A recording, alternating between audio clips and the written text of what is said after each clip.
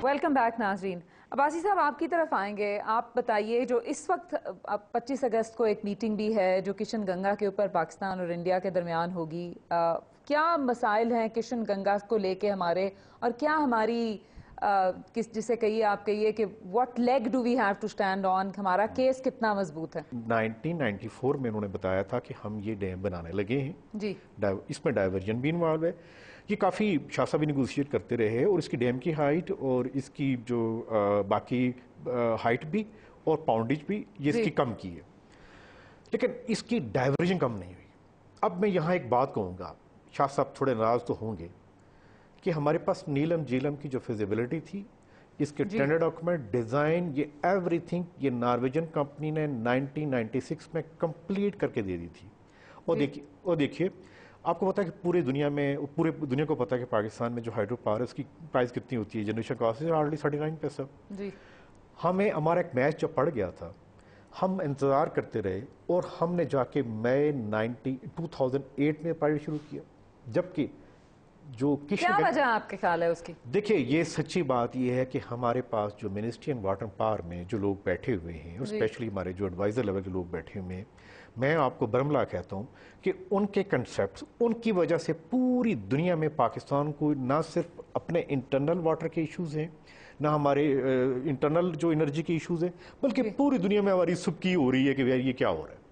हमने ये 10 साल ये टेबल में प्रोजेक्ट रखे रखा। उस एक जब मैं 2007 में शुरू किया, फिर हमने शुरू किया।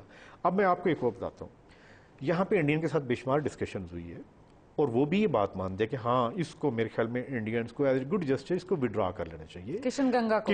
उसकी रीजन है, पाकिस्तान की ऑब्जेक्शंस हैं क्या? देखिए, पाकिस्तान के जो सबसे बड़ा ऑब्जेक्शन नहीं, ये एक न्यूट्रल इंटरनेशनल ऑब्जेक्शन है कि आप नीलम वैली तकरीबन जो 214 किलोमीटर लंबी है, आप उसको बाईपास करके आप पूरे का पूरा पानी डाइवर्ट कर रहे हैं और वो हमें दुमेल यानी वहाँ पे आके पानी मिलेगा। अब बताइए, नीलम जो वैली है उसमें तकरीबन 4.5 लाख लोग रहते हैं।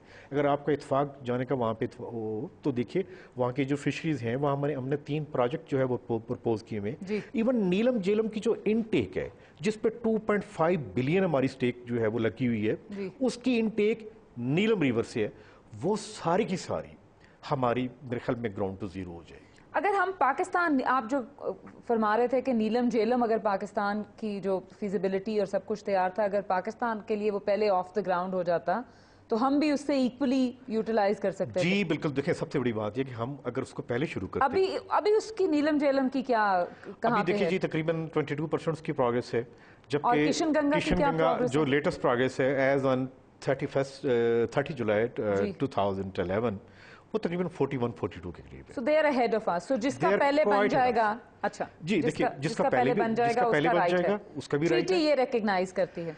देखिए, एक तो ये भी रिकॉग्नाइज करती है और दूसरी बात ये है जो मेरे ख्याल में हमारी मिनिस्ट्री ने फिर गलती की है कि एक है उरी 2 प्रोजेक्ट। ये बड़ा इंपॉर्टेंट, बड़ा फाइन पॉइंट है। उरी 2 प्रोजेक्ट को हमारी मिनिस्ट्री ने क्लियर किया हुआ है। ये प्रोजेक्ट मोरलेस आई थिंक नेक्स्ट महीने इनॉग्रेट हो जाएगा। ये इंटेग्रल पार्ट है किशन गंगा का, और इसमें साफ उन्होंने लिखा था कि इसमें किशन गंगा का पानी डाइवर्ट होकर आएगा और प्री कंप्लीट होगा।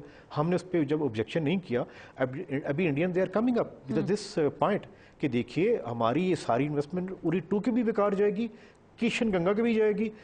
पाकिस्तान ने खुद नीलम झेलम इन टाइमली शुरू नहीं किया, खुद इन्होंने उरी 2 पे कुछ नहीं किया। इसमें हम क्या करें? आपके ख्याल में कि उरी 2 के ऊपर भी ऑब्जेक्शन होनी चाहिए? आसिया एक बड़ी इंपॉर्टेंट बात, हम पूरी दुनिया में एक मैसेज कन्वे कर रहे हैं। देखिए, पिछले साल फ्लड आया, आप बताएं उसके बाद हमारी कोई पॉलिसी टुवर्ड डैम्स कोई चेंज हुई है? आई डोंट थिंक सो, कोई चेंज हुई है, बिल्कुल नहीं।